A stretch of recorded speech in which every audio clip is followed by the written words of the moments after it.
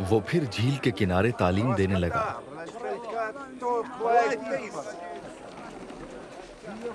और उसके पास ऐसी बड़ी भीड़ जमा हो गई कि वो झील में एक कश्ती में जा बैठा और सारी भीड़ खुशकी पर झील के किनारे रही और वो उनको तमसीलों में बहुत सी बातें सिखाने लगा और अपनी तालीम में उनसे कहा, सुनो, देखो, एक बोने वाला बीज बोने निकला और बोते वक्त यूं हुआ कि कुछ राह के किनारे गिरा और परिंदों ने आकर उसे चुग लिया और कुछ पथरीली जमीन पर गिरा जहां उसे बहुत मिट्टी न मिली और गहरी मिट्टी न मिलने के सबब से जल्द उग आया और जब सूरज निकला तो जल गया और जड़ ना होने के सबब से सूख गया। और कुछ झाड़ियों में गिरा और झाड़ियों ने बढ़कर उसे दबा लिया और वो फल न लाया। और कुछ अच्छी जमीन पर गिरा और वो उगा और बढ़कर फला और कोई 30 गुना, कोई 60 गुना, कोई 100 गुना फल लाया। फिर उसने कहा, जिसके सुनने के कान हो वो सुन ले। जब वो अकेला रह गया तो उसके साथियों ने उन 12 समेत उससे इन तमसीलों की बाबत पूछा। उसने उनसे कहा कि तुमको खुदा की बादशाही का भेद दिया गया है, मगर उनके लिए जो बाहर हैं सब बातें तमसीलों में होती हैं ताकि वो देखते हुए देखें और मालूम न करें और सुनते हुए सुने और न समझें, ऐसा ना हो कि वो रुजू लाएं और मुआफी पाए। फिर उसने उनसे कहा, क्या तुम ये तमसील नहीं समझे? फिर सब तमसीलों को क्यों कर समझोगे? बोने वाला कलाम बोता है। जो राह के किनारे हैं जहां कलाम बोया जाता है, ये वो हैं कि जब उन्होंने सुना तो शैतान फिल फौर आकर उस कलाम को जो उनमें बोया गया था उठा ले जाता है।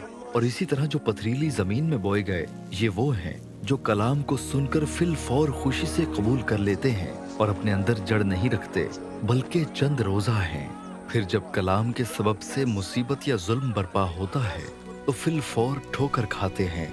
और जो झाड़ियों में बोए गए वो और हैं, ये वो हैं जिन्होंने कलाम सुना और दुनिया की फिक्र और दौलत का फरेब और चीजों का लालच दाखिल होकर कलाम को दबा देते हैं और वो बेफल रह जाता है। और जो अच्छी जमीन में बोए गए, ये वो हैं जो कलाम को सुनते और कबूल करते और फल लाते हैं, कोई 30 गुना, कोई 60 गुना, कोई 100 गुना। और उसने उनसे कहा, क्या चिराग इसलिए लाते हैं कि पैमाना या पलंग के नीचे रखा जाए? क्या इसलिए नहीं कि चिरागदान पर रखा जाए? क्योंकि कोई चीज छुपी नहीं मगर इसलिए कि जाहिर हो जाए, और पोशीदा नहीं हुई मगर इसलिए कि ज़हूर में आए। अगर किसी के सुनने के कान हो तो सुन ले। फिर उसने उनसे कहा, खबरदार रहो कि क्या सुनते हो।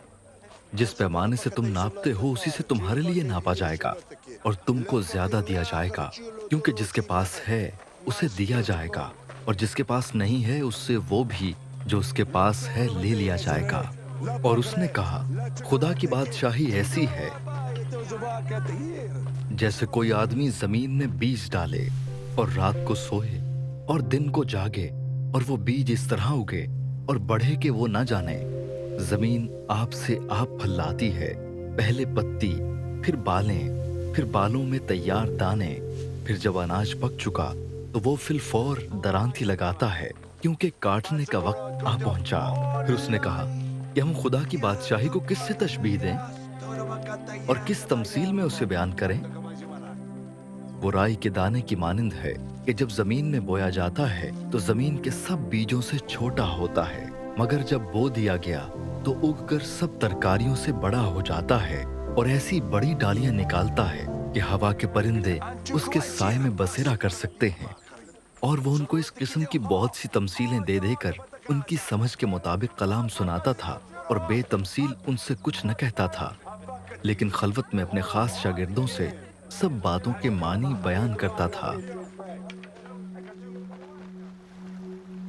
उसी दिन जब शाम हुई तो उसने उनसे कहा, आओ पार चले। और वो भीड़ को छोड़कर उसे जिस हाल में वो था कश्ती पर साथ ले चले, और उसके साथ और कश्तियां भी थीं।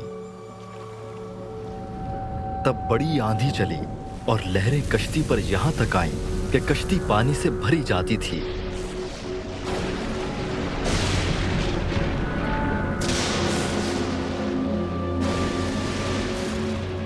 और वो खुद पीछे की तरफ गद्दी पर सो रहा था।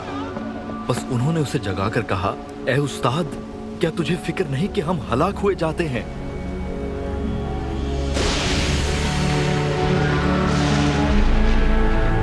उसने उठकर हवा को डांटा और पानी से कहा, साकत हो, थम जा।